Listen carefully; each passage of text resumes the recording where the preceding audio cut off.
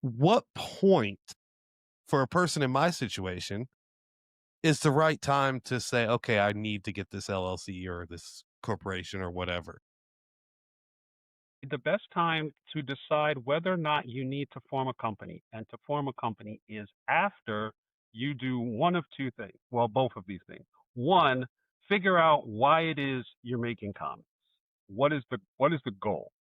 Because if your goal is simply artistic expression and you're not necessarily worried about profit margins, you're not worried about longevity and anything like that, then forming a company becomes less important. If this is going to be the foundation of your entire intellectual property empire, forming a company is more important. The second thing you need to do is figure out how this process is going to get financed. You can't make money in comics until you put some money into the process. You have to figure out where that money is going to come from, when that money is going to show up, and at that point, you now have the third thing. You have to figure out what comic is going to be the first comic you're going to make. Because once you have that idea, you write that idea down, you now have intellectual property.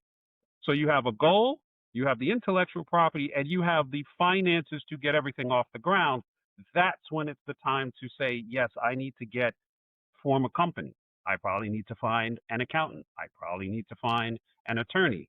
I probably need to find an editor before you actually go out into the world looking for talent to make the comic, before you go out to do marketing, before you do any of those things, establishing the firm foundation is going to be the most important. And once you have, again, the idea written down, the money to get it started, and it's not going to necessarily be in a ton of money because the Right. barrier for entry in comics is not that high.